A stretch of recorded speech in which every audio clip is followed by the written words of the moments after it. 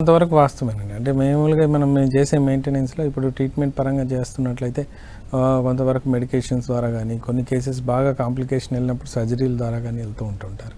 అలా కాకుండా ఇప్పుడు మనం మెడికేషన్ ద్వారా మనం మెయింటైన్ చేస్తున్నప్పుడు ఏమవుద్దంటే, మీరు కంప్లీట్ రెస్ట్ తీసుకోవడం అనేది ఎవరి వల్ల అయ్యే పని కాదు. అంటే ఇప్పుడున్న బిజీ షెడ్యూల్‌లో చాలామంది వాళ్ళకి సంబంధించిన వర్క్స్ చేసుకుంటూ కూడా మా ట్రీట్మెంట్ అనేది జరుగుతూ ఉండాలి. వాళ్ళకి తగ్గుతూ ఉండాలి. కాబట్టి ఏమవుతుందంటే స్టాకింగ్ సాక్సెస్ ఏవైతే ఉంటాయో అంటే మోకాలు 2 రకాల స్టాకింగ్ సాక్సెస్ ఉంటాయి. ఒకటి మొత్తం థై వరకు ఉండే స్టాకింగ్ సాక్సెస్, ఒకటి మోకాళ్ళ వరకు ఉండే స్టాకింగ్ సాక్సెస్. మోకాళ్ళ వరకు కానీ థై వరకు ఉండే స్టాకింగ్ సాక్సెస్ ఎప్పుడైతే వేస్తుంటారో ఆటోమేటిక్గా ఆ వెయిన్స్ యొక్క స్ట్రక్చర్ని అది కొంతవరకు మెయింటైన్ చేసే ప్రయత్నం చేస్తుంటుంది. అంటే ఏదైతే ఉబ్బిపోయి ఉందో దాన్ని మళ్ళీ బ్యాలెన్స్ చేసే ప్రయత్నం చేస్తుంది. ఎప్పుడైతే ఆ బ్యాలెన్స్ అనేది డెవలప్ అవుతుందో ఆటోమేటిక్గా మీకు బ్లడ్ ఫ్లో అనేది పెరిగిపోతుంటుంది. ఆ బ్లడ్ ఫ్లోకి ఆబ్స్టికల్స్ ఉండవు, అది మీలకి సప్రెస్ అయి ఉంటుంది. ఆటోమేటిక్గా ముందుకు వెళ్ళేసి మళ్ళీ ఆ వెయిన్స్లో నుంచి బ్లడ్ ఫ్లో అనేది నార్మల్గా రన్ అవుతూ ఉంటుంది. కాబట్టి ఆ పెయిన్స్ అనేవి చాలా మట్టుకు తగ్గిపోయే అవకాశం ఉంది.